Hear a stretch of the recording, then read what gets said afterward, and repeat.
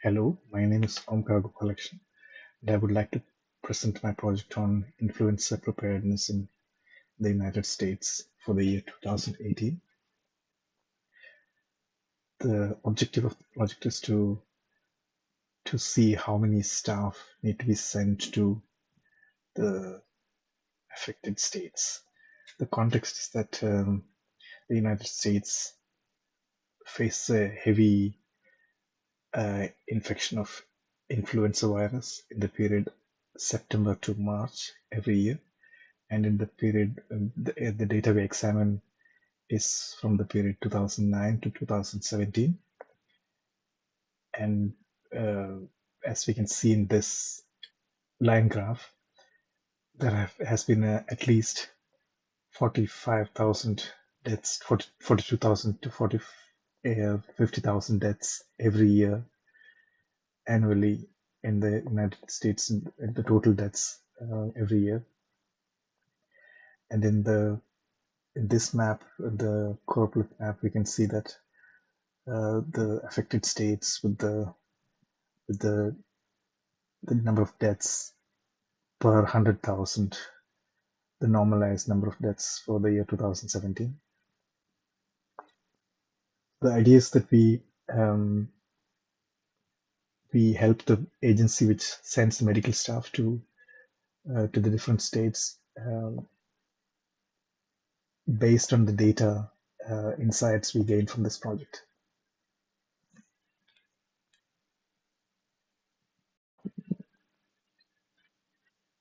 The idea of this project is that we uh, find out which age group is the vulnerable population, and also to find out where the vulnerable population is located in the United States, in which states they are located.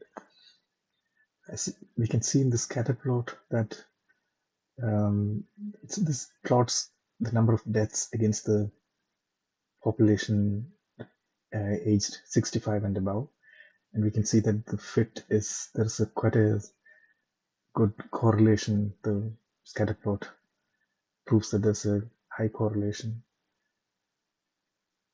and that it's also confirmed by this bar graph of the of the of the two age groups, 65 and above and below 65.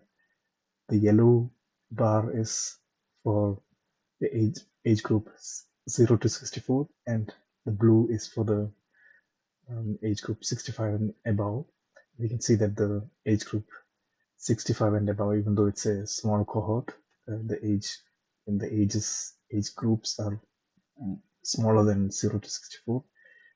It is 10 times the number of deaths is 10 times more than the age group 0 to 64. So these two graphics, the visualizations, prove that the age group, the population age 65 and above, is the most vulnerable.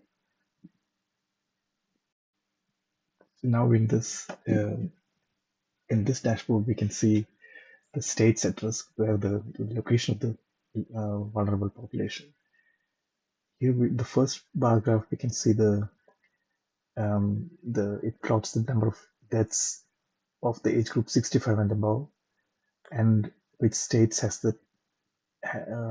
records the total number of deaths, the highest total number of deaths, the top 10 states, and the bar chart below, plots the number of deaths 65 and above, of the age group 65 and above, normalized to 100,000 per 100,000, number of deaths normalized to 100,000 of the population. And here we can see that it gives a completely different picture. Whereas when California is a big state, it has got records high number of deaths. And here in this lower plot, we can see that Hawaii, even though it's a much smaller state, an island state, it records very high number of deaths. And this proves that we need to take into account both the total number of deaths and the number of deaths per 100,000 normalized figures. when we plan for staffing needs.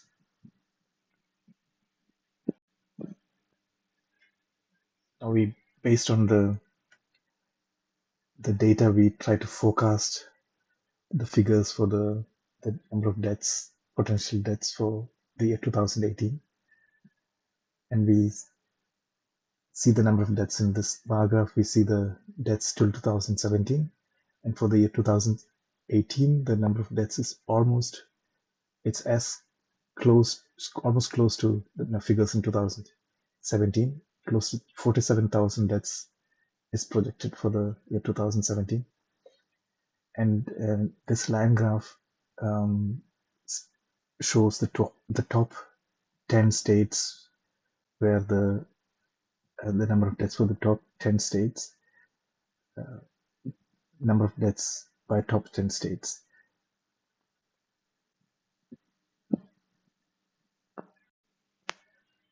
We look at the insights and recommendations we gain from the data analysis. The historical data shows that the people 65, aged 65 and above are the most vulnerable, and they're also the population which are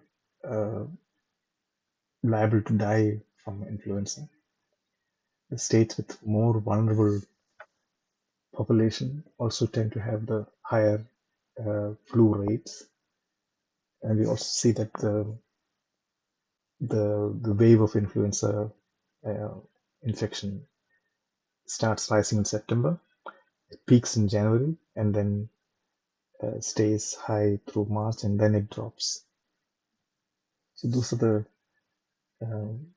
insights from historical data, and the recommendations for the flu season 2018 are to vaccinate, to allocate money for budget for vaccination, and to win over the population, especially the vulnerable population, for vaccination. The states with larger populations will need more medical staff.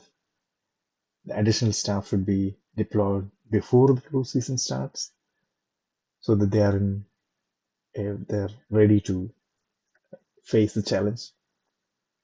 The hospitals should plan for increased staffing needs from October to March due to the higher hospitalization rates. Extra health staff should be prioritized for states with higher projected flu mortality and large elderly populations. This is the insight we gained from the bar graphs and the states where we try to locate where the vulnerable population is. So we need to factor both those factors, not only the total number of deaths, but also the normalized number of deaths we need to factor. We need to allocate budget for vaccination and bring people over and conduct vaccinations. Data limitations. The data set has some limitations, like the data has gaps in it. Then it has suppressed data for certain states, and another weakness the dataset has is that it doesn't give any information on how many staff was sent traditionally to which states, and so we can't. That's a limitation to give actual projections on the number of staff to be sent to the individual states. Thank you very much.